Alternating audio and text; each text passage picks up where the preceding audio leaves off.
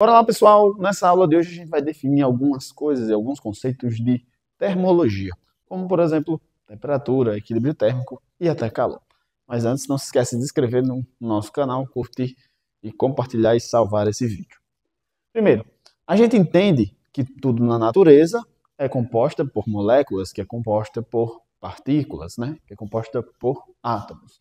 E aí o que acontece? Imaginem uma xícara de café. Não está muito parecido com a xícara, mas é uma xícara de café. E o que acontece?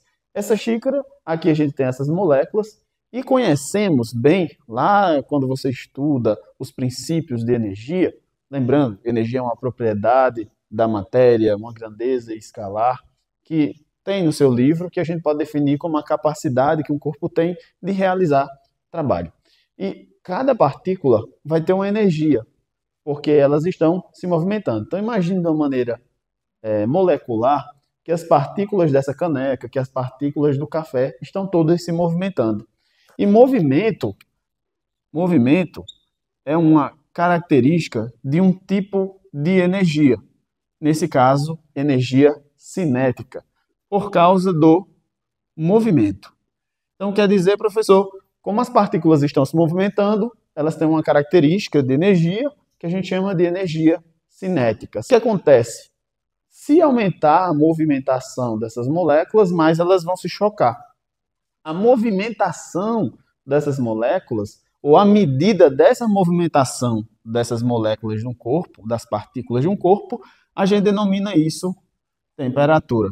Então, temperatura nada mais é que a medida da movimentação ou da agitação das moléculas de um corpo. Ou seja, também, né, a temperatura é a medida da energia cinética das partículas de um corpo. Quanto mais agitadas essas partículas estiverem, maior a energia cinética, então eu posso concluir que maior será a temperatura delas. Quanto menor agitadas essas partículas estiverem, menor a energia cinética, consequentemente eu vou ter menor temperatura. Beleza? Outra coisa é, imagina que eu tenho duas canetas.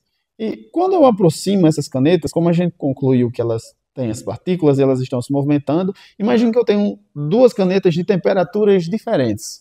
Vocês conseguem compreender que se eu aproximar essas duas canetas, as moléculas dessa aqui estão muito mais movimentadas por causa da temperatura que está maior do que dessa caneta preta.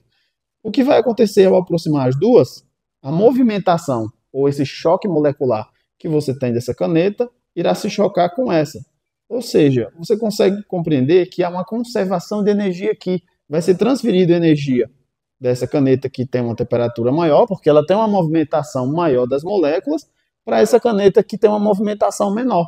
Esse processo de transferência de energia é o que a gente chama de calor.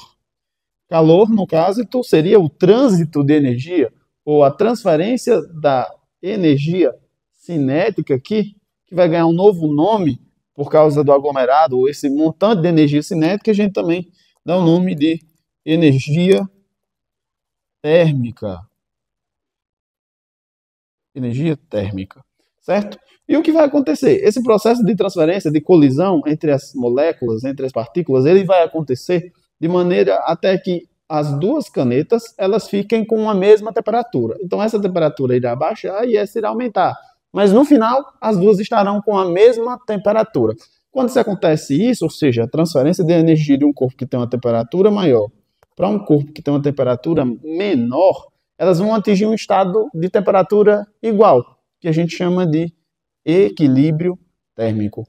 Ou seja, quando você coloca a caneca e o café dentro, que estava a 70 graus, e você esquecer esse café na cozinha, a tendência é que esse café esfrie. Por quê? Ele vai perder energia para o ambiente até entrar no estado de equilíbrio térmico. Entendido, pessoal? Conceito de temperatura, equilíbrio térmico, comentamos sobre energia e também sobre calor e energia térmica. Beleza? Se você curtiu, curte, compartilha e segue a gente para mais dicas de física.